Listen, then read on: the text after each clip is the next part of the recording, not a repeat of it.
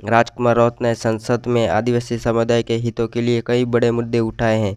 इन मुद्दों ने न केवल आदिवासी समाज को न्याय दिलाने की दिशा में महत्वपूर्ण कदम उठाए, बल्कि पूरे देश में आदिवासी अधिकारों को लेकर नई बहस भी शुरू कर दी है। तो चलिए जानते हैं कि राजकुमार राउत ने कौन कौन से मुद्दे 5 उठाए हैं।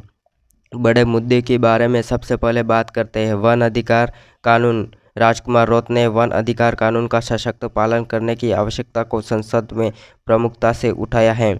आदिवासी समुदाय का अधिकांश जीवन जंगलों पर निर्भर करता है, लेकिन कई बार उनके वन अधिकारों का उल्लंघन होता है। उन्होंने सरकार से यह अपील की है कि आदिवासियों के अधिकारों को पूरी तरह से मान्यता दी जाए। उन्होंने उनकी जमीन और जंगल पर नियंत्रण दिलवाने जाए और उन्होंने मुद्दे में बहुत समर्थन मिला और सरकार को आदिवासी समुदाय के अधिकारों को मजबूत करने के लिए कदम उठाने पड़े। अब बात करते हैं कि शिक्षा की गुणवत्ता और सुविधाओं में सुधार की। राजकुमार राउत ने आदिवासी इलाकों में शिक्षा गुणवत्ता और सुविधाओं में सुधार के लिए आवाज़ उठाई। उन्होंने सदन में यह मुद्दा उठाया कि आदिवासी क्षेत्रों में शिक्षा का स्तर बेहद ही खराब है और छात्रों को कोई समस्या का पालन है वो सामना करना पड़ता है। उन्होंने सरकार से मांग की है कि आदिवासी इलाकों में स्कूल की संख्या बढ़ाई जाए और शिक्षा के स्तर को बेहतर बनाया जाए, विशेष योजना में बनाई जाए। इसके अलावा उन्होंने आदिवासी छात्रों के लिए छात्रवृत्ति और विशेष कोचिंग सुविधाओं की भी मांग की है।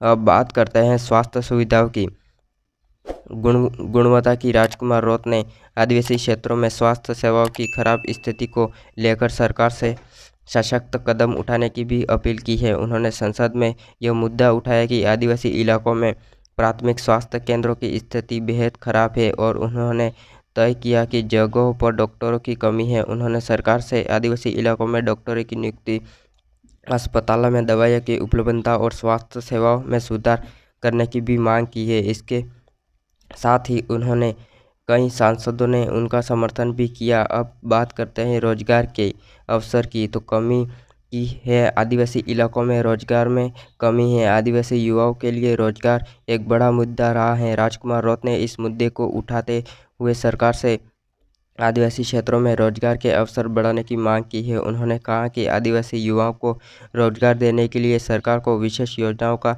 ऐलान करना होगा। इसके लिए उन्होंने आदिवासी इलाकों में उद्योग को बढ़ावा देने और कौशल विकास कार्यक्रमों को शुरू करने की भी बात कही है। अब बात करते हैं आदिवासी संस्कृति परंपरा और संरक्षण की। राजकुमार राउत ने आदिवासी संस्कृति परंपराओं के संरक्षण की बात कही है। उन्होंने कहा कि आदिवासी समाज का सांस्कृतिक धरोहर है, उन्होंने अत्यधिक समृद्ध है, लेकिन समय के साथ साथ यह खत्म हो रहा है। उन्होंने सरकार से आग्रह किया है कि आदिवासी कला, संस्कृति, संगीत, नृत्य और भाषा को संरक्षित किया जाए।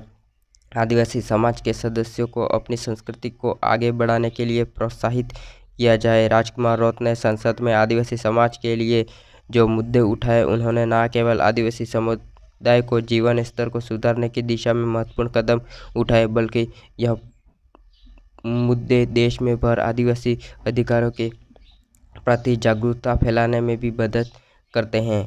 साबित हुए हैं कि इनके कदमों ने आदिवासी समुदाय को यह एहसास दिलाया है कि उनके लिए कोई आवाज़ उठा रहा है। दोस्तों, यह थी राजकुमार राउत द्वारा उठाए गए 5 बड़े मुद्दे की कहानी। अगर आपको यह वीडियो अच्छा लगा हो तो लाइक और चैनल को सब्सक्राइब करें और इसी तरह राजकुमार राउत और अन्य देश विदेश की खबरें पाने के लिए हमारे इस चैनल को सब्सक्राइब करें। धन्यवाद।